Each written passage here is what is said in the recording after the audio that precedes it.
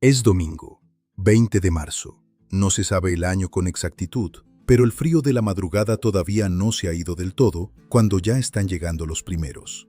La carretera que va de Basuchil a Guerrero, en la sierra de Chihuahua, amanece con polvo de camionetas y botas que crujen sobre la tierra colorada.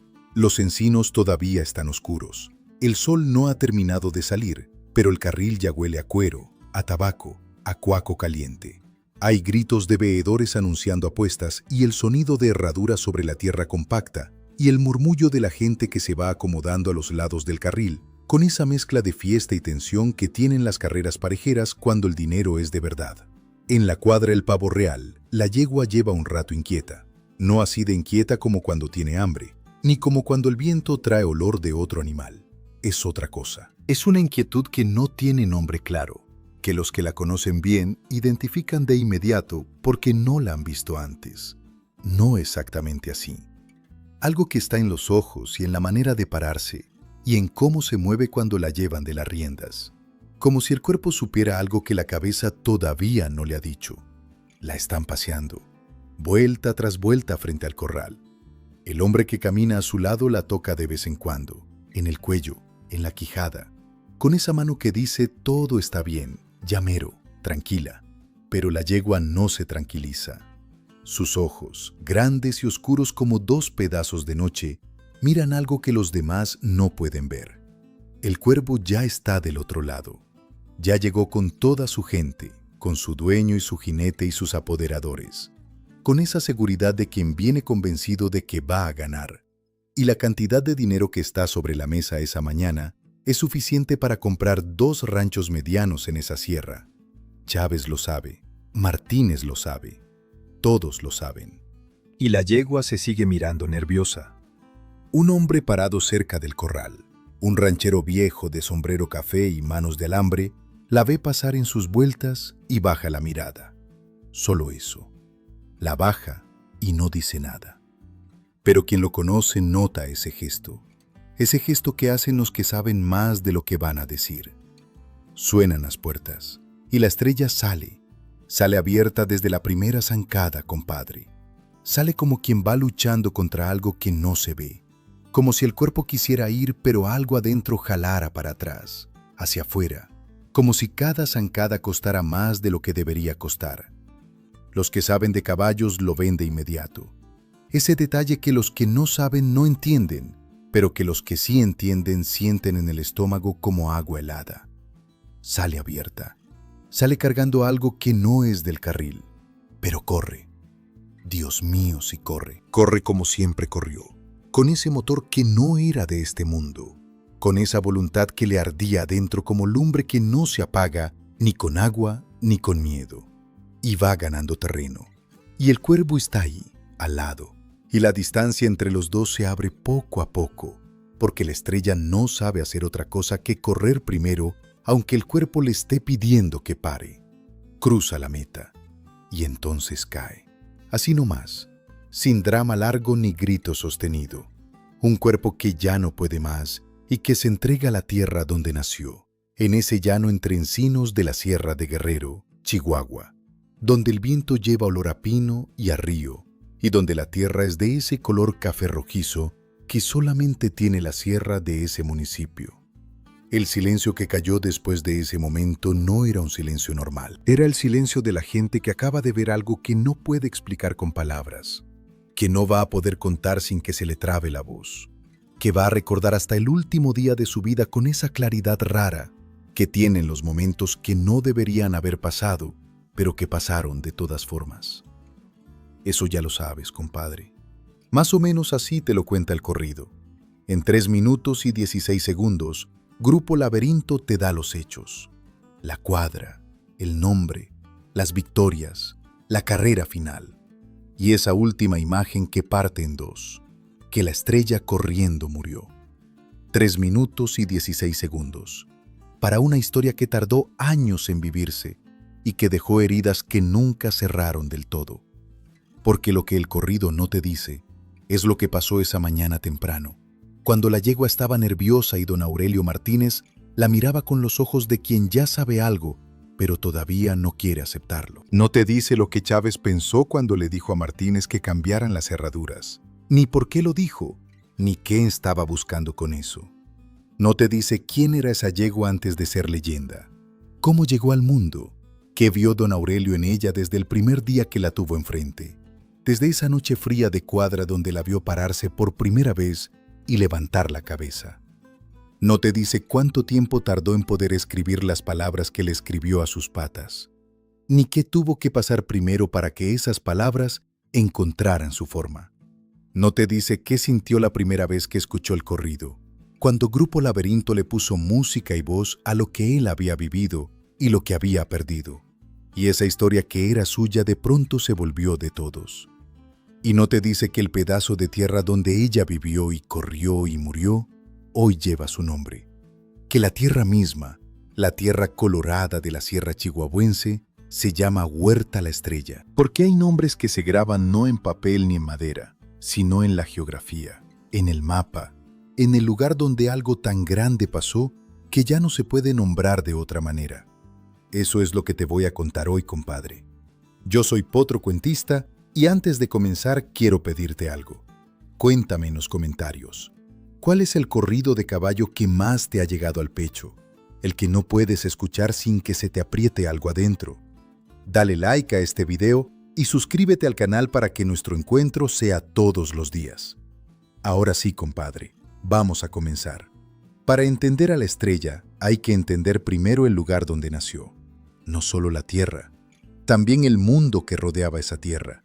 La carretera que conecta Basuchil con Ciudad Guerrero cruza una parte de Chihuahua que no aparece mucho en las noticias ni en las guías de viaje. Es tierra de sierra baja, de cerrillos de encino y pino, que se van haciendo más altos hacia el oeste, donde ya empieza la Tarahumara de verdad, donde los barrancos se profundizan y el cielo parece más lejos. El río Papigochi corre por ahí cerca, cuando hay agua, que no siempre hay, y en los meses de lluvia baja color café con todo lo que arrastra de la sierra arriba. El resto del año es solo el lecho seco, con las piedras blanqueadas por el sol, recordándole a uno que el agua estuvo y que volverá, si Dios quiere. Basúchil es un pueblo fundado en 1649, de poco más de 1000 personas, a más de 2000 metros de altura, donde el invierno llega con dientes afilados que cortan la cara, y el verano tiene esa luz tan limpia que encandila. La tierra es de ese café rojizo que le da color a todo lo que está cerca, que se mete en las botas y en las manos y que termina siendo parte del que vive ahí, porque uno se impregna del lugar que habita. No te vas de Basúchil sin llevarte algo de su tierra encima, aunque no quieras. La gente de por ahí trabaja la tierra, cría ganado y sabe de caballos desde que nace, porque el caballo no es un lujo en ese país. Es una herramienta y una compañía, y a veces lo único que queda cuando todo lo demás falla. Los niños aprenden a montar antes que a leer, no porque los padres lo decidan así, sino porque el corral es lo más cercano y los caballos son lo más presente. Los hombres hablan de sus animales con ese respeto contenido que solo se da cuando uno depende de algo y cuando ese algo ha respondido en los momentos que importan de verdad. Y en ese mundo, compadre, las carreras parejeras no son un deporte, son otra cosa. Son la manera en que esa gente ha resuelto desde siempre la pregunta más básica. ¿Cuál de estos dos animales es mejor? Hay cuadras que llevan generaciones corriendo en los mismos carriles. Familias enteras cuya identidad está ligada a los colores de sus caballos. Hombres que han apostado cosas que no debían apostar y que lo volverían a hacer sin pensarlo si les llegara otra vez el animal correcto. Las carreras parejeras son cortas. Son 2 caballos, lado a lado, en un carril recto que mide entre 200 y 400 varas según el acuerdo. Salen al mismo tiempo de las puertas y el que llega primero a la meta es el que gana. Así de simple en apariencia, así de complejo en realidad.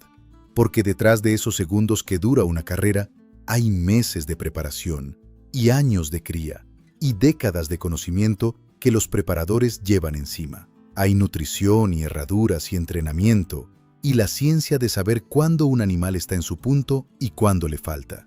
Hay apuestas que no se hacen solas. Hay veedores que cuidan que las condiciones sean iguales para los dos, que las distancias estén correctas, que los pesos de los jinetes estén parejos.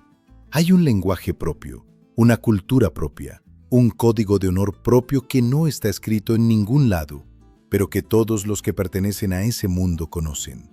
Y en ese mundo, perder con dignidad vale casi tanto como ganar, porque los que participan en eso saben que los caballos pueden tener un día malo, que los carriles no siempre favorecen igual, que la suerte existe aunque el trabajo minimice su parte.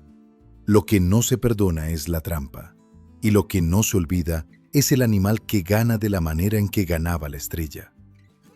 La cuadra El Pavo Real estaba sobre esa carretera, un terreno con historia, con corral de palo que mostraba los años de uso en los postes gastados y en las reatas que habían dejado marcas en la madera. Caballerizas de adobe donde el olor a cuaco es tan profundo que ya no es olor sino atmósfera, algo que se respira sin notarlo hasta que uno sale y de pronto lo echa de menos. Un jacal viejo para los arreos y el grano, con las vigas de enebro que sujetan el techo desde que nadie recuerda y que lo siguen sujetando sin quejarse. Una casa de 3 cuartos donde vivía la familia Martínez, con el comal siempre listo y el café siempre posible, con esa olla de frijoles que en los ranchos del norte nunca se termina de vaciar completamente, porque siempre hay algo que agregarle. No era riqueza, era trabajo acumulado. Era el resultado de años de madrugar sin que nadie te lo pidiera y de no dormirse hasta que estaban seguros todos los animales. De decisiones tomadas bien y de temporadas malas sobrevividas sin perder lo principal. De ir construyendo ladrillo por ladrillo algo que uno puede decir es mío y está parado y tiene historia. Don Aurelio Martínez era el tipo de hombre que no necesita hablar mucho, porque todo lo que piensa se le nota en la cara. Si uno sabe leer esas caras, que son caras de campo y de sol y de mucho tiempo pensando sin decirlo. Manos grandes de verdad, de esas que han cargado muchas cosas pesadas muchos años y que ya tienen esa forma particular de las manos de trabajo que no cambia ni con reposo ni con vejez, que se quedan así aunque ya no carguen nada. Ojos café oscuro, tranquilos, de los que miran y ven, que no es lo mismo. Los que miran nada más ven la superficie, los que ven atraviesan. Y don Aurelio era de los que ven. Una calma que no era frialdad, sino el tipo de paciencia que se forma cuando uno aprende a fuerza de vivir, no de leer ni de que se lo cuenten, que las cosas del campo tienen su tiempo y que apresurarse no sirve de nada, que los animales saben más que uno de cuándo están listos y que lo único que puede hacer el cuidador es preparar las condiciones y esperar. Conocía a los caballos como conocen los caballos los que los han vivido de cerca desde chicos, no de libro ni de teoría, de olor, de madrugada, de ver cómo respiran cuando están bien y cómo respiran cuando algo no anda como debe, de saber con una sola mirada si un animal está listo o si le falta algo que no se puede forzar, de distinguir entre el nerviosismo normal que tiene un buen caballo antes de la salida, ese nerviosismo que es energía acumulada buscando la salida, y ese otro nerviosismo diferente que habla de otra cosa y que uno aprende a reconocer solo después de haberlo visto cometer el error de ignorarlo. Su compadre Chávez era distinto en el modo, pero igual en el fondo. Más hablador, más rápido para decidir, con ese don de los preparadores que ven en un caballo cosas que los demás no ven hasta que ya es tarde. Chávez llevaba años trabajando caballos en la sierra. Había corrido en Aldama, en La Junta, en Cuauhtémoc, en los carriles de la planicie al norte y en los de la sierra al oeste. Y conocía a los veedores y a los apostadores y a los dueños de las cuadras grandes y chicas del municipio de Guerrero como quien conoce a su propia familia. Sabía quién tenía dinero real y quién solo tenía palabras prestadas. Sabía qué caballos eran los que parecían y cuáles eran mucho mejor de lo que nadie imaginaba todavía. Era de los que antes de acordar una carrera hacía preguntas que el otro dueño no esperaba.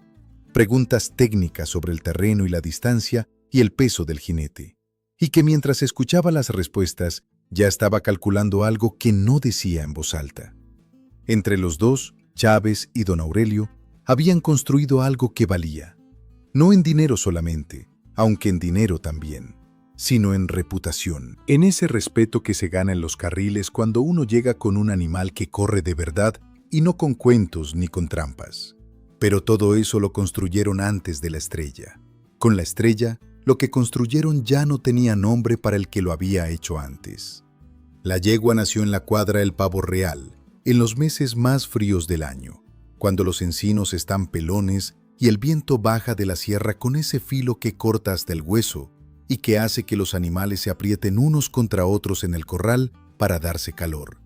Esas noches de parto no se duermen, o se duermen a ratos en el petate del corral con un ojo abierto y el oído alerta, porque uno nunca sabe cuándo va a necesitar estar de pie. Don Aurelio estuvo ahí desde el principio. Había estado en muchos partos a lo largo de su vida de cuadra. Había visto nacer muchos animales de distintas madres y en distintas condiciones, y sabía que la mayoría son iguales en lo esencial, aunque cada uno tenga su diferencia. Hay algo en ver nacer a un animal que no pierde su peso sin importar cuántas veces uno lo haya visto. Sigue siendo lo mismo. Ese momento en que algo que no existía, de pronto existe.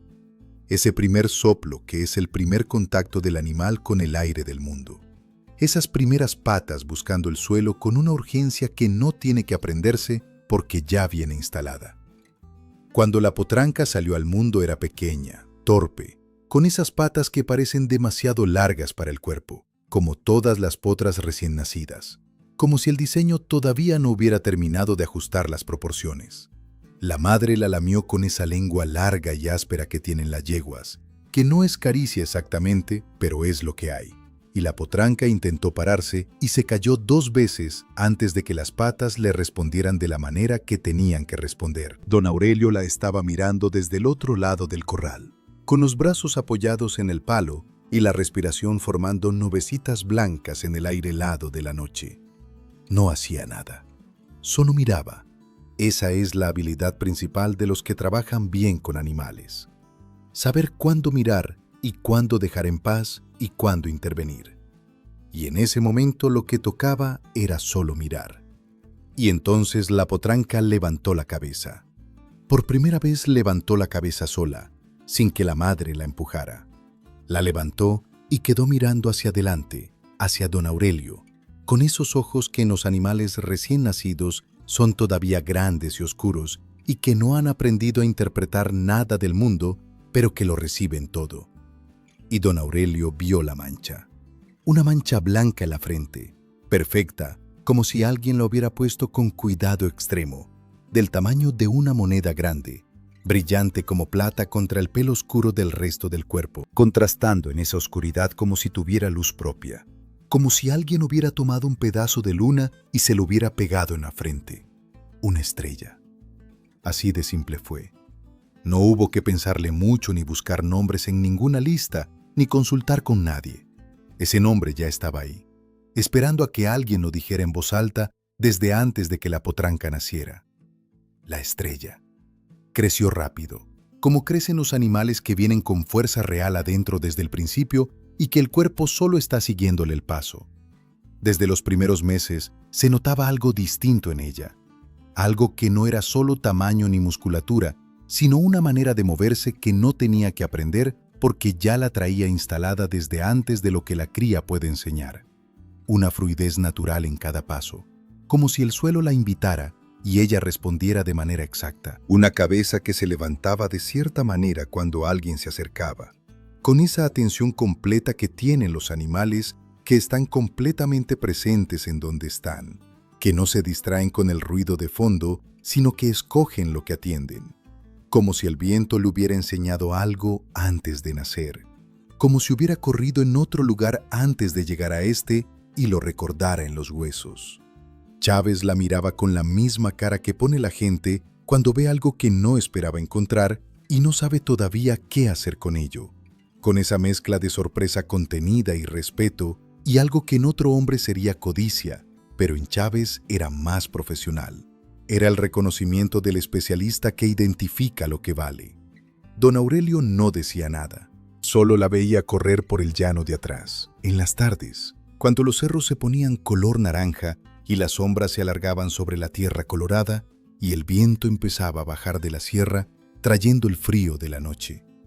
Y sentía algo en el pecho que no era orgullo exactamente, porque el orgullo es ruidoso y esto era silencioso. Era más como gratitud, de esas que no se dicen en voz alta, porque si las dices se rompen o se achican o se convierten en algo diferente de lo que eran. En el segundo año ya era otra cosa. Para cuando la estrella cumplió 2 años, don Aurelio sabía. No como suposición, como certeza. El animal que tenía en ese corral no era el tipo de animal que uno encuentra en cualquier cuadra ni en cualquier generación. Era el tipo de animal que los preparadores viejos de la Sierra de Guerrero cuentan haber visto una vez en décadas, cuando la memoria ya se está poniendo difusa y el oyente no sabe si creer del todo lo que escucha. La manera en que corría no era solo rapidez. Era una combinación de cosas que don Aurelio había aprendido a valorar separadas y que en la estrella venían juntas. La explosión de la salida, la zancada larga que se come el carril con eficiencia, la cabeza que va recta y que no se distrae en el último tramo cuando los animales que no tienen el carácter necesario empiezan a abrirse o a aflojar. Y sobre todo eso, una consistencia. Una manera de llegar a cada entrenamiento y a cada prueba con el mismo nivel, sin las oscilaciones de los animales que dependen del estado de ánimo o de la temperatura o del tamaño del rival. Don Aurelio le decía a Chávez en esas noches de corral con el café frío: lo que tiene esta yegua, compa, no se enseña, no se compra, viene así o no viene. Chávez asentía sin discutir. La primera vez que la pusieron a trabajar de verdad en una prueba cronometrada, 200 varas con rival de práctica, Chávez cronometró y se quedó callado. Un momento más del que era necesario. Repasó el número. Lo repasó de nuevo como quien no le cree al primer vistazo. Lo repasó una tercera vez porque en las carreras parejeras, los números que no se esperaban hay que verificarlos más de una vez antes de decirlos en voz alta. Le mostró el tiempo a don Aurelio. Don Aurelio miró el número y no dijo nada. Pero esa noche, sentado en la orilla del corral con el café ya frío en la mano y los sonidos de la sierra llenando la oscuridad de insectos y viento, don Aurelio le dijo a Chávez algo que Chávez no olvidó después y que lo fue a contar en muchos lugares distintos, en muchos años distintos. Esta yegua no es para nosotros solamente, compa. Esta yegua es para todo Chihuahua. Chávez no contestó en ese momento, pero sabía que tenía razón. La historia de un caballo de carreras parejeras no se cuenta igual que otras historias, compadre, porque no tiene un principio claro donde todo era quieto, ni un final donde todo se resuelve y se cierra bien, y uno puede dejar el libro ahí. Es una historia que se construye carrera por carrera, como se construyen las cosas que importan, a fuerza de ir acumulando momentos que se van sumando unos encima de otros hasta que el peso de todo eso junto se convierte en algo que tiene nombre propio y que ya no puede ignorarse. Las 4 carreras que la estrella perdió en su historia fueron las primeras 4 de su vida, las de cuando todavía era un animal inexperto que tenía el motor pero no tenía la experiencia, que no sabía cómo manejar la salida, ni cómo distribuir el esfuerzo, ni cómo responder cuando un rival le pegaba de cerca en los primeros metros. Esas 4 pérdidas fueron parte de su educación. Chávez las estudió con el mismo cuidado con que un maestro estudia los errores de su alumno más prometedor. Y después de esas 4, compadre, vinieron más de 20 victorias seguidas. Más de 20. Los mejores caballos que habían venido a correr a Chihuahua en esos años. Pero hay momentos que pesan más que otros. Hay victorias que no son solo victorias, sino declaraciones. El Tuntún llegó con fama de otros carriles. Un alazán grande, piel de cobre brillante, de cuadra grande con preparador de los que cobran caro y dueño de los que no están acostumbrados a perder y que cuando pierden siempre tienen una razón que no incluye la derrota limpia. Lo traían como el que iba a aclararle a la estrella dónde estaba su lugar, porque en ese mundo siempre hay alguien que cree que un animal nuevo que gana mucho necesita que le pongan el freno, que lo que no ha sido probado por los grandes todavía no existe del todo.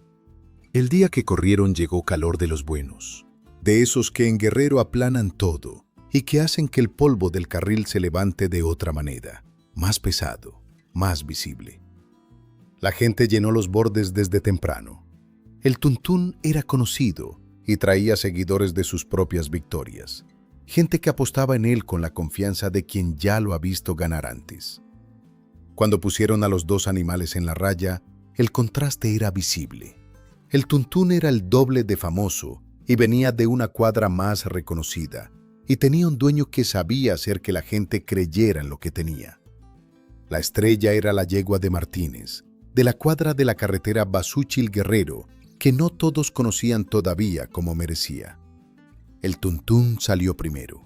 No mucho, pero perceptiblemente primero, con esa explosión de los caballos grandes que tienen la fuerza, pero que a veces la fuerza sola no alcanza para todo el trayecto. Y la estrella lo alcanzó. No de golpe, no de manera dramática, de la manera más simple y más contundente que existe en las parejeras.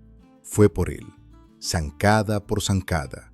Lo encontró en algún punto del carril donde la alazán empezó a sentir que la energía del arranque ya se había gastado, y la pasó, y llegó sola al otro lado, no apretada ni sufrida, pareja, como si el paso del tuntún fuera el paso natural que ella tenía que dar antes de dar el suyo propio.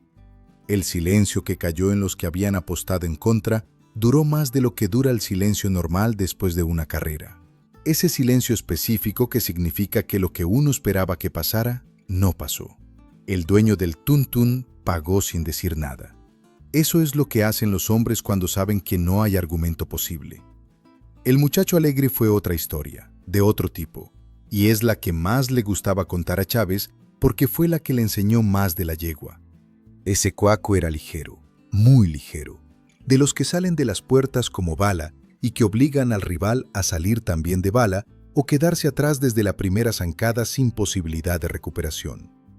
Su especialidad era quemar los primeros metros tan rápido que el rival nunca tuviera tiempo de ajustar. Muchos buenos caballos habían perdido contra el muchacho alegre, no porque fueran más lentos en promedio, sino porque no podían alcanzar esa salida explosiva y pagaban la deuda del arranque hasta el final del carril. Chávez lo sabía. Había visto correr al muchacho alegre antes de acordar la carrera y había cronometrado su salida y había llegado a la conclusión de que había que entrenar a la estrella diferente para ese rival específico. Lo que hizo en las semanas previas fue cambiar el trabajo de arranque. En lugar de dejar que la yegua saliera a su ritmo natural, que era explosivo pero no al máximo desde el primer metro, la trabajó para que la primera zancada fuera lo más veloz que pudiera dar. Repetición tras repetición, arranque tras arranque, hasta que la estrella encontró algo que no sabía que tenía, una salida todavía más explosiva que la que usaba normalmente, de esas que hacen que los veedores de meta entrecierren los ojos porque el animal llega más rápido de lo que esperaban. En la carrera contra el muchacho alegre, fue la primera vez que la gente del lado del carril guardó silencio durante el trayecto. No el silencio de quien no tiene a quien apoyar, el silencio de quien está viendo algo que merece atención completa, que no admite la distracción del grito. Dos animales corriendo con todo lo que tenían, ninguno cediendo, el carril haciendo lo que los buenos carriles hacen cuando los llenan con buenos animales. Volverse el lugar donde se resuelve algo que no podía resolverse de otra manera. Nada más. Pero ganó. Y Chávez supo algo que confirmó después, que esta yegua no solo era rápida. Era inteligente de la manera en que son inteligentes los buenos atletas, que aprenden de sus rivales y que pueden ajustar lo que hacen según lo que piden las circunstancias. Y luego vino el Tarahumara. Ese nombre en los carriles de Chihuahua no era cualquier nombre. El Tarahumara tenía leyenda propia. Venía de ese norte chihuahuense donde los caballos se crían duros porque la tierra no admite blandura, donde los inviernos son más largos y más fríos y los veranos más secos, y donde los animales que sobreviven ese ciclo terminan siendo de una consistencia que los de Sierra Baja no siempre tienen. Un animal que había corrido en carriles de todo el estado y que tenía victorias en lugares donde ganar es difícil. Contra él apostaron fuerte. Mucho dinero sobre la mesa, de esos días en que uno sabe que lo que pase en ese carril va a definir durante mucho tiempo cómo lo recuerdan a uno y a su animal. La carrera duró lo que duran las carreras parejeras, segundos. Y la estrella ganó de una manera que no dejó duda ni discusión posible. Ya no hubo discusión sobre quién era la mejor yegua del municipio de Guerrero. Ya no había categoría local que le alcanzara. Chávez lo dijo esa tarde en palabras que don Aurelio guardó. Ya no tiene rivales aquí, compa. Hay que ir a buscarlos a otro lado. Pero la carrera de Aldama fue otra cosa. Aldama queda al norte de Chihuahua capital, sobre la planicie donde el terreno ya no tiene la textura accidentada de la sierra, sino que se abre y se aplana, y el horizonte se aleja hasta volverse una línea recta que el ojo sigue sin encontrar fin. Un municipio con una tradición de carreras parejeras que viene de mucho antes de que existiera la palabra turismo o la palabra deporte organizado, de cuando correr caballos en el llano era simplemente lo que hacían los hombres de esa tierra para medir lo que no podían medir de otra manera, y para definir jerarquías que el trabajo del campo solo define parcialmente. Ir a correr a Aldama desde la Sierra de Guerrero no era un viaje de rutina, era una declaración. Significaba que uno creía que lo que tenía era de ese nivel, de los que compiten fuera de su territorio, de los que no necesitan el carril conocido ni la gente de su lado para dar lo que tienen. Era subir la apuesta no solo en dinero, sino en reputación, que en ese mundo vale más que el dinero porque el dinero va y viene y la reputación se queda o se va para siempre. Chávez lo propuso. La estrella lleva tiempo ganando aquí, compa. Ya le ganó a todos los que hay que ganarle aquí. El alebrije anda en Aldama. Y el alebrije está en su mejor momento. Don Aurelio lo pensó. El alebrije no era un desconocido. Era, en ese momento, el caballo más en forma de esa región de Chihuahua. Un animal que había llegado a esa cima de preparación y condición que los preparadores buenos reconocen y que los dueños buenos disfrutan, pero que también les da un poco de miedo porque saben que la cima no dura y que el tiempo de aprovecharla es limitado. Todo el mundo lo sabía. Todo el mundo hablaba del alebrije con ese respeto que se le da a los animales que no tienen punto débil aparente. No llegó a Aldama a probar nada. Llegó a confirmar lo que todos creían que era un hecho ya establecido. Y la estrella llegó de Basúchil con Chávez y Martínez, y con el peso de todo lo que ya traía encima. Ese día en Aldama la tierra estaba dura y plana como table, buena para la velocidad pura, para los que tienen la zancada larga y el corazón sostenido. El cielo estaba limpio, sin viento, de esos días del norte chihuahuense en que hasta el ambiente parece ponerse firme para no interferir con lo que va a pasar. Cuando llegaron con la estrella, la gente que conocía al alebrije la miró con ese respeto condescendiente que la gente le da a los rivales que no espera que ganen, pero que llegan de todas formas. La yegua de Martínez, venida de la sierra. Bonita, sí. Con victorias, sí. Pero el alebrije estaba en su puro momento. Pusieron a los dos animales uno frente al otro en la línea de salida, y los caballos del alebrije se pusieron inquietos, solo por estar cerca de la estrella. Sin carrera todavía, sin movimiento. Solo en la línea de salida, los animales de la cuadra del alebrije empezaron a moverse de esa manera que tienen los caballos cuando algo en el ambiente les dice que algo no es normal. La gente lo notó. Los que lo notaron no lo dijeron en voz alta, pero se miraron entre ellos. Sonó la salida. Los dos animales arrancaron juntos, lo que era raro en sí mismo, porque el alebrije era conocido por su salida explosiva, y porque nadie le había pegado desde el principio como la estrella le pegó ese día. Corrieron pegados durante todo el trayecto, dos cuerpos moviéndose a la misma velocidad con esa sincronía extraña que tienen las carreras cerradas de verdad, donde los dos animales parecen correr el uno para el otro y no simplemente en paralelo. Los veedores en la meta vieron llegar a los dos al mismo tiempo, hombres con años de experiencia en ese puesto. Hombres que habían determinado finales difíciles antes, se miraron entre ellos y dijeron lo que no les gustaba decir, que no podían determinarlo a simple vista. Pidieron la foto. En las carreras parejeras de la sierra, pedir la foto no es común. Significa que el resultado fue tan cerrado que el ojo humano no puede resolverlo. Significa que los dos animales llegaron de una manera que va más allá de la diferencia visible. La foto tardó lo que tardó. La gente en los bordes del carril esperaba en ese silencio específico de quien no sabe qué quiere que diga el resultado, porque los dos caballos merecían ganar. Y la foto dijo lo que dijo. El aliento de la yegua, el hocico de la yegua.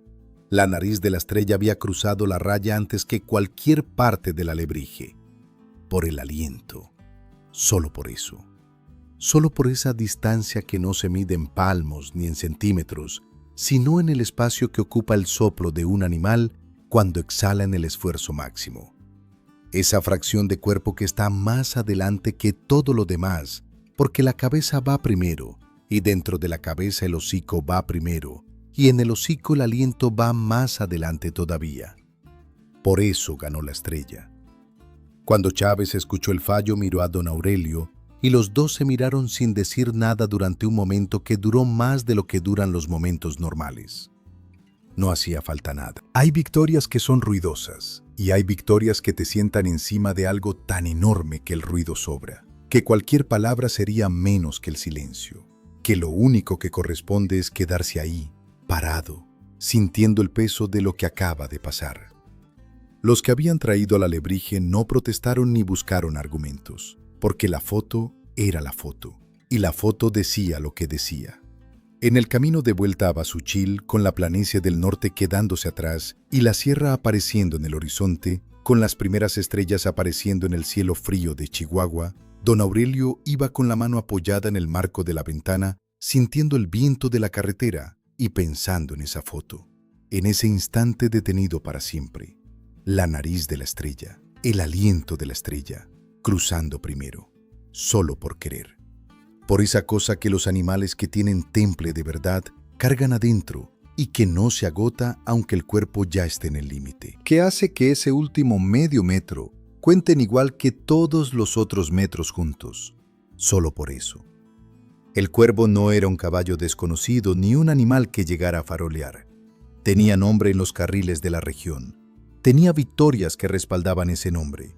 Tenía dueño que sabía manejar las apuestas y que conocía bien la diferencia entre una carrera bien amarrada y una aventura. No era de los que llegan a presumir sin sustento. El cuervo había ganado cosas importantes. Había humillado a caballos con fama y su dueño lo sabía y lo había traído a ese acuerdo precisamente porque creía que tenía con qué. Eso fue lo primero que Chávez le dijo a don Aurelio cuando le llegó la propuesta. Casi como advertencia, pero no del todo. Como la declaración previa de quien va a decir algo, pero quiere que el otro sepa que él también lo ha pensado. Quieren correr al cuervo contra la yegua, compadre. Don Aurelio estaba arreglando un arreo viejo en la caballeriza cuando Chávez llegó con la noticia. Tenía esa concentración que le ponía a las cosas manuales, que son las que le daban tiempo de pensar mientras las manos hacían lo que saben sin que la cabeza tenga que dirigirlas. No levantó la vista de inmediato. ¿Cuánto proponen? Chávez le dijo la cantidad. Don Aurelio sí levantó la vista entonces. La cantidad era grande. Era de las que no aparecen todos los días en ese mundo, de las que cuando aparecen, uno las evalúa de una manera distinta a como evaluaría una más chica, con ese cuidado extra que se le da a las cosas que si salen bien, cambian bastante, y si salen mal, también cambian bastante, aunque de otra manera. Cuando quieren, 20 de marzo, domingo. Don Aurelio volvió al arreo. Siguió trabajando en la correa que tenía entre las manos. No dijo nada por un momento que Chávez dejó que se extendiera, porque Chávez sabía cuándo había que dejar a don Aurelio pensar y cuándo había que interrumpirlo.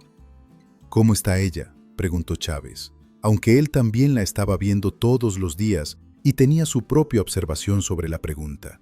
Y la pregunta era, en realidad, una manera de ver si don Aurelio decía lo que Chávez estaba pensando. «Está bien», dijo don Aurelio. Nada más que eso. No era una mentira, pero tampoco era toda la verdad, y los dos lo sabían, y los dos eligieron dejar la conversación donde estaba. Porque en esos días previos al 20 de marzo había habido algo en la estrella que Chávez había notado y que don Aurelio también había notado, aunque ninguno de los dos lo decía en voz alta con todas sus letras. Era algo sutil. De esos cambios que solo los que conocen bien a un animal durante tiempo considerable pueden ver, porque los cambios pequeños solo son visibles contra el fondo de lo que uno conoce como normal, Y ese fondo se construye con años de convivencia diaria. Un poco menos de entusiasmo en la mañana. Una manera de pararse en el corral distinta, no de enfermedad obvia que cualquiera vería y que haría tomar decisiones inmediatas, pero diferente de lo que siempre había sido. Como si algo que antes costaba nada, algo tan simple como levantarse al amanecer con esa energía que la estrella siempre había tenido, ahora costara un poco. Como si el cuerpo llevara la cuenta de algo que la cabeza todavía no sumaba. Chávez se lo había mencionado de costado, de esa manera que uno usa cuando quiere sacar un tema sin forzarlo, cuando quiere que el otro lo piense pero sin presión, porque presionar en ese tipo de conversación solo hace que el otro se cierre. Le veo algo raro, compa. Don Aurelio lo había mirado. ¿Qué le ves? No sé definirlo bien. Algo, en la mañana, en cómo come. Don Aurelio fue a ver a la yegua esa tarde. La miró largo rato. Le pasó la mano por el cuello, por el lomo. Le palmeó los costados escuchando. Sintió sus patas con cuidado de quien ha hecho ese examen cientos de veces y sabe lo que busca. Le miró los ojos. La estrella le devolvió la mirada con esa calma suya, con esa estrella blanca en la frente, brillando en la tarde como siempre había brillado desde la primera noche que don Aurelio la vio. «Va a estar bien», dijo don Aurelio. Y la carrera quedó amarrada. Hay decisiones que uno toma y que al momento parecen sólidas, razonables, basadas en todo lo que uno sabe y ha visto y evaluado durante años. Y hay decisiones que al momento parecen iguales, pero que tienen algo flotando alrededor, algo que no tiene nombre que se pueda decir con precisión, que uno siente pero no escucha bien, que está ahí como un sonido muy bajo que el ruido del día tapa, que uno elige no atender. No porque sea malo, no porque sea irresponsable, sino porque a veces el amor que uno le tiene a un animal, el orgullo profundo de todo lo que ha construido con él, la certeza construida carrera por carrera, de todo lo que ese animal ha demostrado que puede superar, es más fuerte que esa cosa sin nombre que flota alrededor de la decisión. Don Aurelio amaba a la estrella. La había visto nacer, la había visto dar sus primeros pasos torpes en el corral helado de esa noche de invierno. La había visto correr por primera vez de verdad y había sentido ese orgullo callado que es más hondo que cualquier grito de emoción porque viene de más adentro, de ese lugar donde uno sabe antes de que los hechos confirmen. Había estado en cada una de sus victorias, en las grandes de Aldama y en las pequeñas del primer año. Había limpiado sus patas con sus propias manos cientos de veces. Había hablado con ella en voz baja en las noches de cuadra, de esas cosas que uno le dice a los animales que quiere y que le importan, aunque sabe que no entienden las palabras, pero que entienden algo más que las palabras, algo que viaja diferente, por otro canal que no es el de los sonidos, sino el del contacto y la presencia y la rutina compartida. La conocía de una manera que no se aprende, y que no se enseña, y que no se transfiere a nadie. La conocía de haberla vivido desde el principio. Y precisamente porque la conocía, porque la había visto superar cosas que habrían frenado a otros animales, porque había visto de lo que era capaz cuando tenía enfrente algo que vencer, precisamente por todo eso no dudó. No porque fuera insensible a lo que Chávez había notado, sino porque la historia de años diciéndole que esta yegua siempre había encontrado la manera, que siempre había tenido más de lo que el rival esperaba.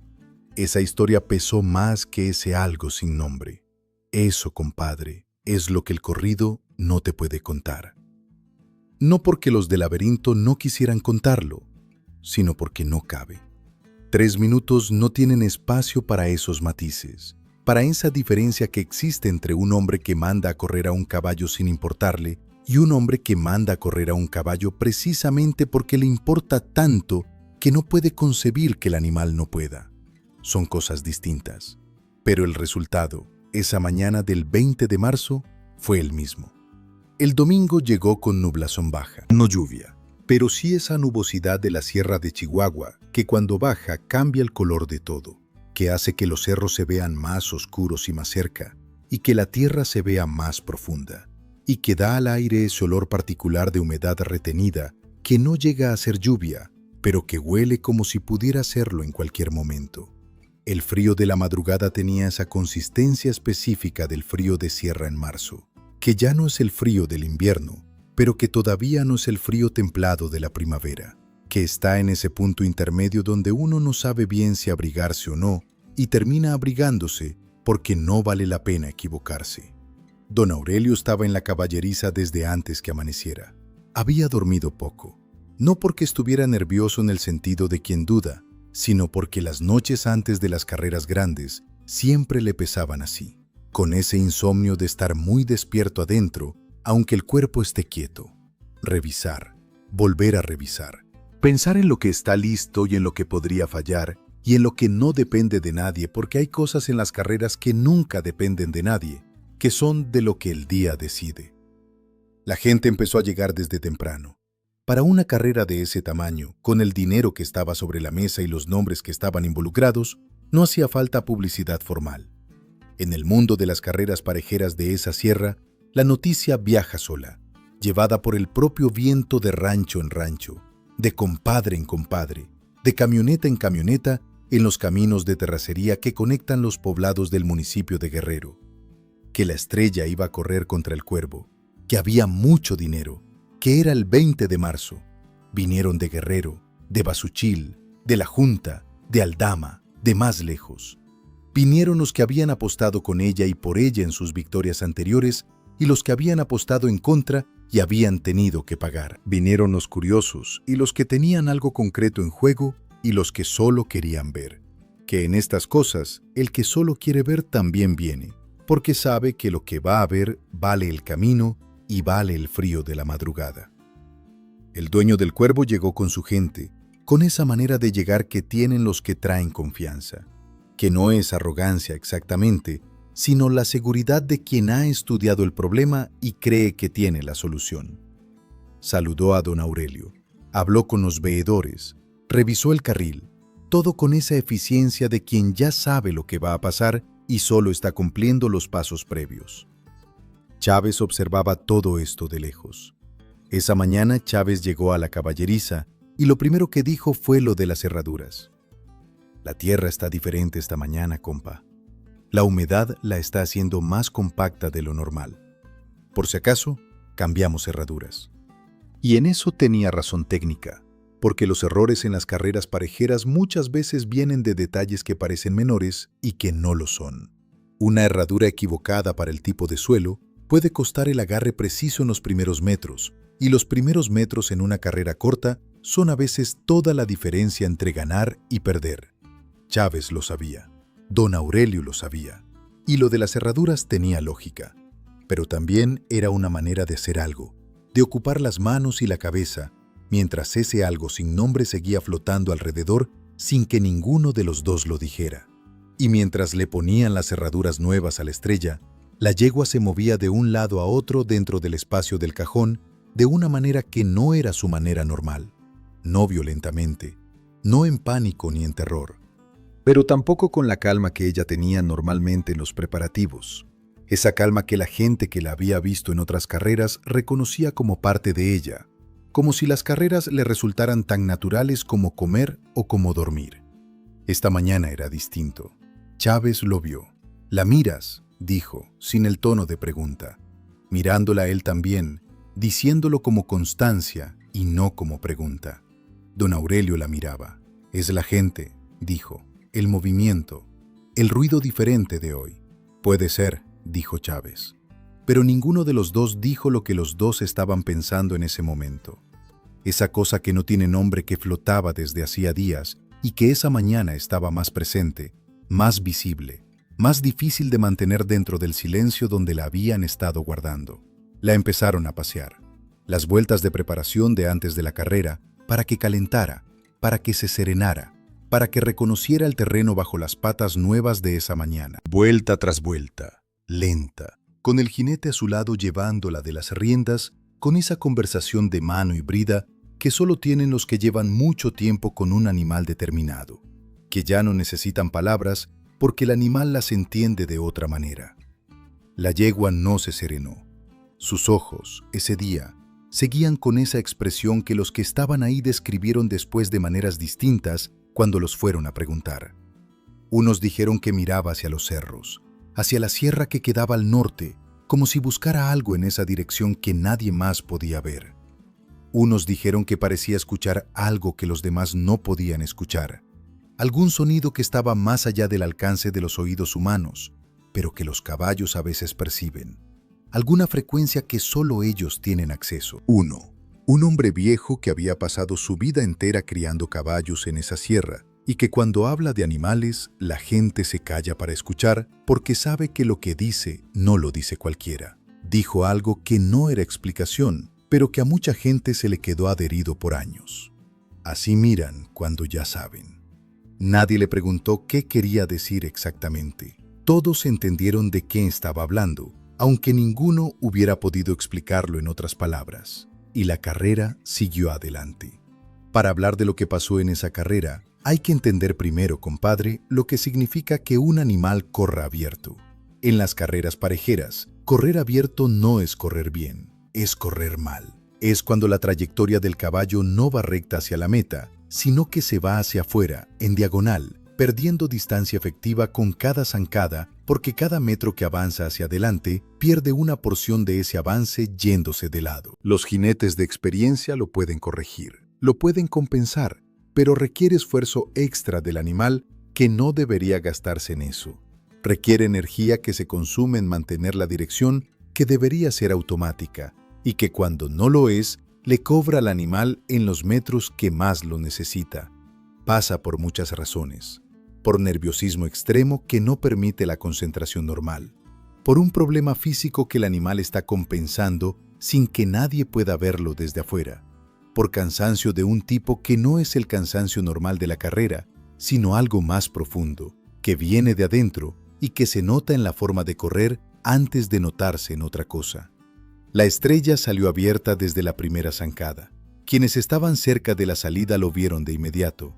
Quienes estaban del lado de la meta lo vieron unos instantes después, cuando la forma de correr llegó a ser visible desde allá. No era la salida de siempre. No era el arranque explosivo y recto que había marcado todas sus victorias anteriores. Esa salida que los que la habían visto muchas veces reconocían como suya de la misma manera que se reconoce la firma de alguien. Pero corrió. Eso es lo que hay que entender bien, compadre. Eso es lo que ninguna explicación mecánica o física puede terminar de resolver completamente cuando uno se sienta a pensarlo en las noches, cuando el ruido del día ya se fue y uno puede pensar sin que nada interrumpa. La estrella corrió, con lo que tenía, con lo que le quedaba, con esa cosa que los que crían caballos llaman temple y que los que no crían caballos llaman voluntad o espíritu o como quieran llamarla, pero que existe de todas formas aunque no tenga nombre exacto. Esa yegua se fue al frente, fue por el cuervo. Lo buscó en ese carril aunque su trayectoria no era perfecta y aunque cada metro le costaba más de lo que debería costar. Lo encontró. Y en los últimos metros, con todo lo que ya cargaba adentro, con todo lo que su cuerpo le estaba diciendo que ya no podía, la estrella fue primero. Cruzó la meta primero, como siempre. Y el cuerpo se rindió. No fue violento. Fue como cuando se apaga una vela en una habitación sin viento. Un momento la llama está, un momento ya no está. Sin aviso, sin proceso intermedio largo. La yegua fue perdiendo el paso, perdiendo la fuerza en las patas de adelante primero y luego en las de atrás. Y la tierra colorada de la sierra que había pisado desde que nació, la recibió de la única manera que podía recibirla en ese momento. Don Aurelio llegó a su lado antes que nadie. Esas manos grandes, de años de cuadra y de madrugadas y de trabajo que no termina, cayeron sobre el cuello de la yegua con una suavidad que la gente que estaba cerca no esperaba ver en ese momento. No era el movimiento de un hombre que evalúa la situación. Era el movimiento de un hombre que sabe que lo que está tocando ya no puede ayudarse con evaluaciones, ni con conocimiento, ni con ninguna de las cosas que él sabe hacer y que han funcionado antes. La estrella lo miró.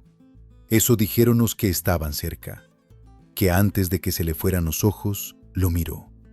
1 segundo, 2 segundos. Con esa estrella blanca en la frente que brillaba incluso en la luz gris y fría de esa mañana nublada, con esos ojos oscuros que habían mirado tantos carriles y tantos rivales y tantas victorias. Y luego ya no hubo más mirada. El silencio que cayó en ese carril de la Sierra de Guerrero, Chihuahua, no era el silencio de la gente que no tiene que decir. Era el silencio de la gente que tiene demasiado y no sabe por dónde empezar. El silencio de los que han visto algo que no tienen la categoría correcta para guardar. Nadie celebró. Ni los que habían apostado a favor de la estrella, que técnicamente habían ganado porque ella había cruzado la meta primero. Nadie gritó, ni levantó los brazos, ni reclamó el dinero con urgencia. El dinero que estaba sobre la mesa esa mañana quedó sin dueño por un buen rato, sin que nadie lo fuera a buscar, sin que nadie lo mencionara, como si la conversación que importaba era otra. Eso también es algo que el corrido no te cuenta. Cuando algo así pasa en el mundo de los rancheros de la sierra, la noticia no viaja como viaja en las noticias ordinarias, que van directo y llegan a donde tienen que llegar sin que nadie las tenga que cargar. Viaja de otra manera, con pausas, con esas paradas largas que la gente se toma antes de decirlo, como si necesitara preparar al que va a escuchar para recibir algo que pesa. Al día siguiente, todo el municipio de Guerrero sabía. Y entonces empezó lo que siempre empieza después de una cosa grande que no tiene explicación completamente satisfactoria. Esa necesidad que tiene el ser humano de entender lo que pasó, aunque entenderlo sea imposible o al menos incompleto. Empezaron las versiones. Unos decían que la estrella ya estaba enferma desde antes, que tenía algo en el corazón, una condición que no se notaba desde afuera, pero que estaba ahí adentro, trabajando callada, que tarde o temprano iba a cobrar lo que se le debía, que las carreras y los años de carrera la habían desgastado de una manera que no es visible a simple vista, pero que se siente desde adentro de los tejidos. Que la carrera del 20 de marzo no fue la causa, sino el momento en que lo que ya estaba pasando terminó de pasar. Como cuando una presa que lleva tiempo con grietas finalmente cede. Estos eran los más racionales. Los que necesitaban una causa física y encontraban esta porque era la más cercana a algo que se puede nombrar con palabras de medicina o de veterinaria, pero no tenían pruebas concretas. Otros decían que la culpa era de haberla corrido ese día, que la nerviosidad de esa mañana era una señal visible y clara que don Aurelio y Chávez habían visto y habían elegido no atender. Que el dinero que estaba sobre la mesa ese día había pesado más que lo que les estaba diciendo la yegua con su inquietud y sus ojos que miraban los cerros. Estos eran los más duros. Los que no perdonan las decisiones que se toman cuando el dinero está de por medio y que ven en cada resultado trágico la evidencia de una elección incorrecta previa. Pero tampoco tenían toda la verdad de esto. Otros más decían que nada de eso importaba para entender lo que había pasado, que la estrella había decidido, que los animales que tienen ese temple, esa voluntad, esa lumbre adentro que no se apaga ni ante el cuerpo que ya no puede más. Cuando llegan a un punto en que el cuerpo ya no alcanza a la voluntad gana de todas formas. Que en esos últimos metros, la estrella no corría porque alguien la mandara. Corría porque era lo único que ella era, porque no sabía ser otra cosa. Porque ser la estrella y correr primero eran la misma cosa y no podían separarse una de la otra. Decían que morirse corriendo para un caballo sí no es una tragedia en el sentido de algo que no debería haber pasado. Es el único final que podía tener. Y había quienes señalaban otra cosa que nadie más quería decir en voz alta, que el cuervo también era un buen caballo, que el dueño del cuervo había llegado con confianza real, no con palabras, y que eso significaba que la carrera habría sido difícil aunque la estrella estuviera en su mejor forma. Que quizás sabiendo eso, sintiendo ese animal al lado que no venía a perder fácilmente, la estrella había sacado algo que no debería haber sacado. Había pedido algo al cuerpo que el cuerpo ya no podía dar. Los que creían esto no decían que fue culpa del rival. Decían que fue parte de la ecuación. Y los viejos, los que habían estado en los carriles de la sierra desde antes de que existieran la mitad de los carriles que existen ahora, los que habían visto cosas en los llanos y en los potreros que no se cuentan fácilmente porque no hay palabras del todo adecuadas para ellas y porque quien las cuenta siempre corre el riesgo de que no le crean. Esos viejos escuchaban todas estas versiones y no intervenían. No decían que una tuviera razón ni que otra estuviera equivocada. Solo escuchaban y asentían despacio y se miraban entre ellos con esa mirada compartida de quien sabe algo que no necesita decirse porque los dos ya lo saben desde antes de este momento. Porque ellos llevaban años viendo nacer y crecer y morir animales en esa sierra. Y sabían que hay cosas en los caballos que tienen temple de verdad que no caben en ninguna de las versiones que la gente construye. Que hay algo en ese tipo de animal que está más allá de la enfermedad y más allá de la decisión del dueño, y más allá de cualquier explicación que la mente humana pueda ofrecer con suficiente convicción. Algo que la yegua cargaba adentro y que ese día salió completo. Todo, sin guardar nada para después. Pero eso no lo decían en voz alta, lo guardaban, compadre, como se guardan las cosas que uno sabe, pero que no puede probar y que tampoco necesita probar porque la vida misma ya fue la prueba. Don Aurelio tardó, no días, no semanas exactamente, sino ese tipo de tiempo interior que no se mide en calendario, sino en ese peso que uno carga y que va bajando solo un poco, que a veces parece que ya bajó y entonces hace algo tan simple como entrar a la caballeriza en la mañana y el peso vuelve a subir de golpe, que aparece de noche cuando el cuerpo ya no tiene trabajo que hacer, que aparece también en los momentos más ordinarios del día, en la comida, en el trabajo de la cuadra, en las manos ocupadas en cosas que se hacen sin pensar y que dejan a la cabeza libre para ir a donde quiere ir. Chávez lo veía. No decía mucho, porque sabía que hay cosas que no se resuelven con palabras y que el tiempo que necesita un hombre para llegar a algún lugar con algo así es suyo y solo suyo, y que la mejor compañía que uno puede hacer en esos casos es la compañía silenciosa de estar ahí y seguir siendo el compadre de siempre. La cuadra siguió, el trabajo siguió, porque los animales que quedaban necesitaban agua y comida y cuidado todos los días, sin importar lo que uno tuviera adentro. La vida del campo no espera que uno se reponga, porque no sabe que uno necesita reponerse. Había mañanas en que don Aurelio llegaba al corral y se quedaba parado un momento en el lugar donde la estrella había tenido su caballeriza. No haciendo nada, solo parado, y luego seguía. Había tardes en que miraba el llano de atrás, donde la yegua había corrido libre en sus primeros años, y el llano estaba igual que siempre, con la misma luz de tarde cayendo de la misma manera sobre la misma tierra. Pero el llano ya no era el mismo porque faltaba algo que lo había ocupado y que ya no estaba. Había noches en que Chávez llegaba sin avisar, con el pretexto de revisar algo en la cuadra o de hablar de algún animal. Y los dos se tomaban un café en la orilla del corral como lo habían hecho cientos de veces, y hablaban de cosas del rancho y de cosas del trabajo. Y de vez en cuando uno de los dos dejaba caer el nombre de la yegua en la conversación, así nomás, de pasada, sin hacer drama. Y el otro respondía como si fuera lo más natural del mundo hablar de ella en tiempo pasado, aunque para los dos no fuera todavía lo más natural del mundo. Eso también es duelo, compadre. Ese seguir haciendo lo que siempre se ha hecho, aunque el peso sea distinto. Ese hablar de lo que se perdió como si ya estuviera resuelto, aunque uno sabe que no está resuelto y que quizás no lo esté por mucho tiempo.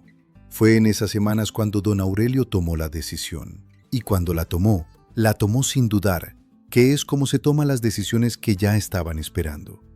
No iba a dejar que la estrella se fuera de la manera en que se van los animales que mueren, que es enterrarlos y que la tierra los vaya tomando poco a poco hasta que ya no quede nada que se pueda tocar, nada que se pueda ver, nada que funcione como evidencia de que existió. No con ella. Mandó a disecar a la estrella. La taxidermia en los caballos no es común. Es cara y es complicada, y requiere tiempo y trabajo especializado, y es el tipo de decisión que mucha gente no entiende desde afuera porque no entiende lo que hay adentro de esa decisión. No es capricho ni es negación de lo que pasó. Es otra cosa más difícil de nombrar. Es querer que lo que estuvo presente siga estando presente de alguna manera, aunque sea en esa forma detenida y quieta que la taxidermia produce, esa forma que no es vida, pero que tampoco es ausencia completa. Don Aurelio encontró a quien sabía hacerlo y lo hizo. Y cuando la estrella volvió a la cuadra del pavo real, ya no en el cuerpo vivo que don Aurelio había visto moverse por esos llanos desde que era potranca torpe, sino en esa forma preservada, con la misma estrella blanca en la frente y esa postura como si estuviera parada mirando el llano antes de una carrera, lista, alerta, con los ojos abiertos que no se cierran ya nunca más. Don Aurelio la puso en un lugar de la cuadra donde pudiera verla, y ahí estuvo. Las mañanas de cuadra tenían ahora ese elemento que no estaba antes, esa presencia detenida, esos ojos que miran sin ver pero que están ahí, que tienen la forma de los ojos que don Aurelio había conocido desde la primera noche fría del nacimiento. Había algo de confort en eso, y había algo de dolor en eso. Y las dos cosas estaban mezcladas de una manera que no se podían separar y que don Aurelio no intentó separar. No sé cuánto tiempo pasó antes de que escribiera las palabras. No hay fecha exacta para eso, y no hace falta que la haya. Esas cosas no tienen fecha exacta porque no son decisiones que se toman en un día determinado de la misma manera en que se toman las decisiones de negocios o de trabajo. Son cosas que van madurando, que van encontrando su forma en el tiempo interior que uno lleva, que cuando por fin salen, ya estaban listas desde antes, aunque uno no lo sabía.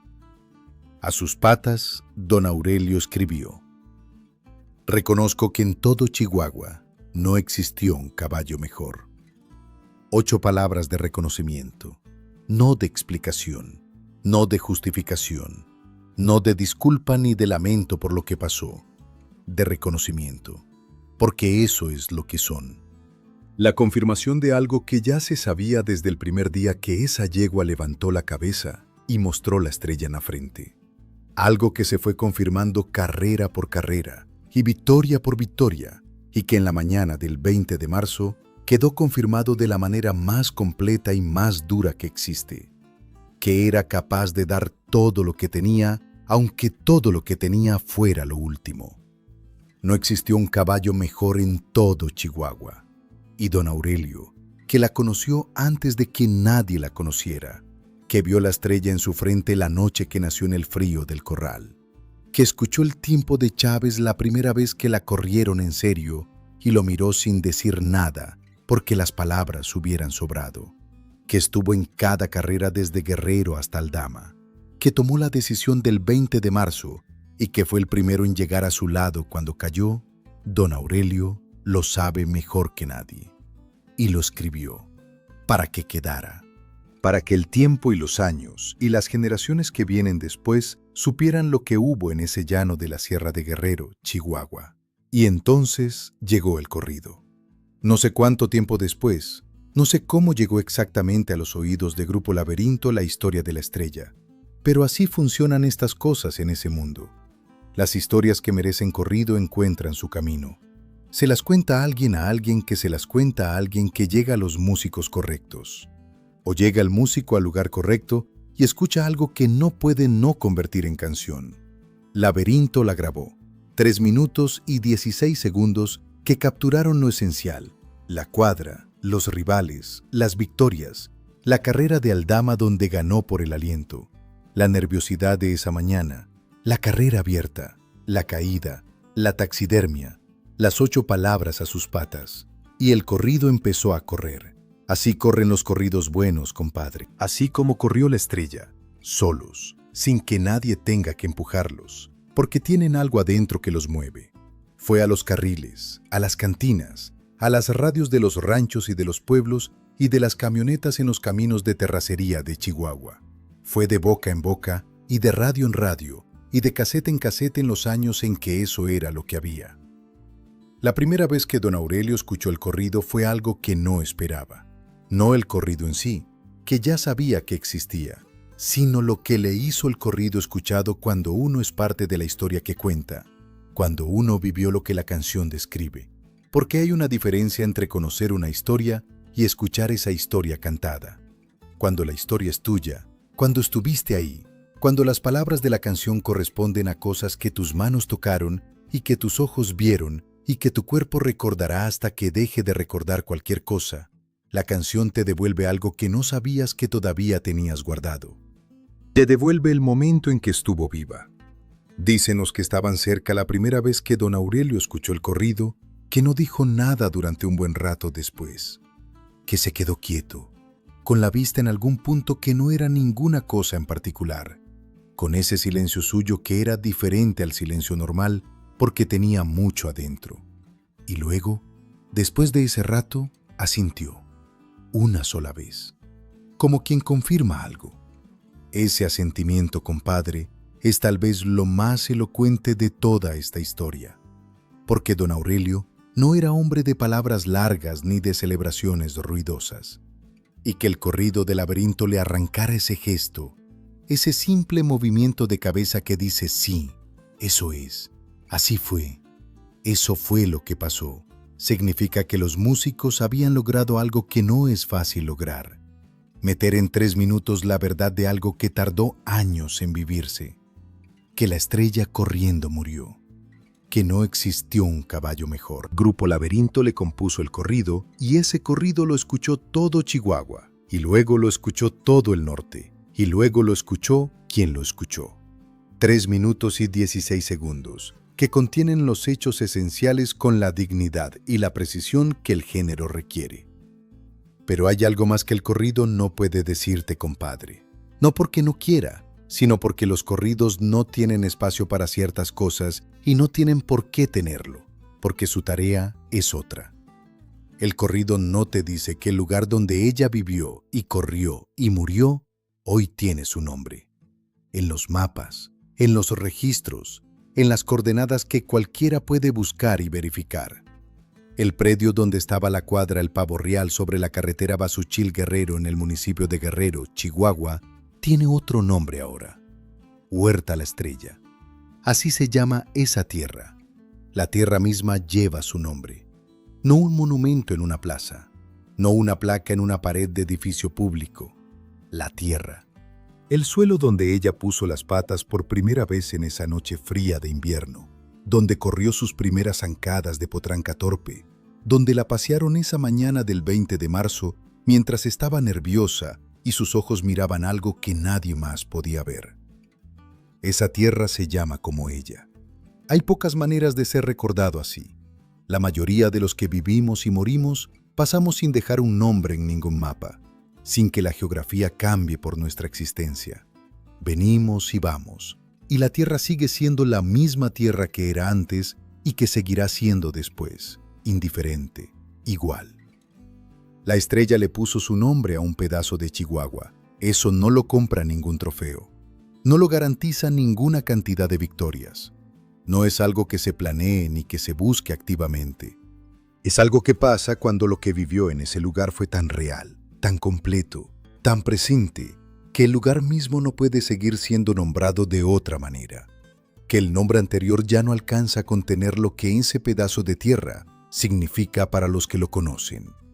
Huerta La Estrella, sobre la carretera Basuchil-Guerrero, en el municipio de Guerrero, en la sierra de Chihuahua, donde el viento baja de la sierra y el río Papigochi corre cuando hay agua y los encinos se ponen pelones en el invierno y vuelven a verdear en la primavera, y donde una noche de esas llegó al mundo una potranca con una mancha blanca en la frente que brillaba como plata. Entonces llega la pregunta, compadre, la que se queda flotando después de que uno sabe todo esto y no tiene dónde ponerla. ¿Qué sabía la estrella esa mañana? La pregunta no tiene respuesta. No puede tenerla porque nadie puede entrar en la cabeza de un animal y volver a contarlo. Nadie puede saber con certeza si esa nerviosidad de las vueltas previas a la carrera era solo el reflejo de un organismo que ya estaba bajo una presión que era demasiada, o si era algo más. Algo de esa naturaleza oscura y silenciosa que los animales tienen y que los seres humanos hemos ido perdiendo en algún punto del camino de volvernos lo que somos. Los viejos de la Sierra de Guerrero, los que vieron todo y no dijeron nada ese día, no lo dicen tampoco si uno los va a preguntar. Son de los que creen que hay preguntas cuya respuesta no les pertenece a los seres humanos, que hay cosas que se pueden saber pero no se pueden decir, que algunos conocimientos son de otro tipo y que sacarlos de ese otro tipo, obligarlos a convertirse en palabras, los destruye. Pero hay algo que sí se puede decir con certeza. Lo que sea que sabía la estrella esa mañana, lo que sea que sentía en esos ojos que miraban los cerros mientras la paseaban, Lo que sea que le estaba diciendo su instinto en esas vueltas lentas de preparación, no la detuvo. Salió de las puertas, corrió, fue a buscar al cuervo, lo encontró, llegó primero. Y si hay algo en ese acto que no podemos explicar con ninguna de las palabras que usamos para hablar de los caballos y las carreras y los animales de trabajo, si hay algo en ese acto que sale de esas categorías y va a parar a otro lugar, a un lugar donde uno tiene que hablar de cosas como voluntad y entrega y querer algo con tanta fuerza que el cuerpo se convierte en el precio a pagar, pues entonces que se quede ahí ese algo sin nombre. En México, compadre, las cosas más verdaderas no se explican, se preguntan. Se dejan ahí, flotando en el aire de la sierra, como humo de copal en una mañana de encinos, como el olor del río Papigochi en marzo, como el brillo de una estrella blanca en la frente de una yegua oscura que nació una noche fría en la cuadra de don Aurelio Martínez y que un domingo de nublazón le puso su nombre a la tierra de Chihuahua. ¿Tú qué crees, compadre?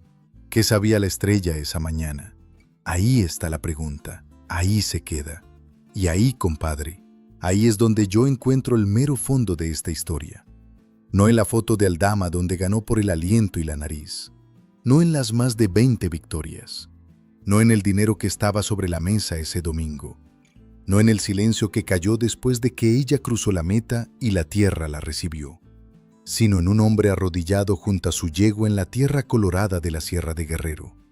Un hombre que la vio nacer, que vio la estrella en su frente antes que nadie, que tomó la decisión de correrla ese día no porque no la amara, sino precisamente porque sí la amaba, porque había visto de lo que era capaz, porque no concebía que hubiera algo que la estrella no pudiera superar, porque el amor que uno construye con los años a veces no te deja ver bien lo que está justo enfrente.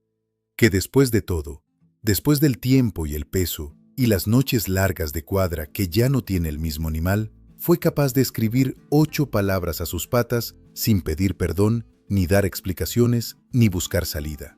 Solo reconociendo, solo diciendo lo que era verdad, con toda la claridad que da el haber vivido algo completamente, y que asintió, una sola vez, cuando escuchó que el corrido decía lo que él sabía. Porque eso es lo que hacen los que aman de verdad, compadre. No siempre aciertan. No siempre toman la decisión que después les resulta correcta. No siempre tienen el final que quisieran haber tenido. Pero tienen la honestidad de reconocer lo que fue real, lo que existió, lo que mereció existir.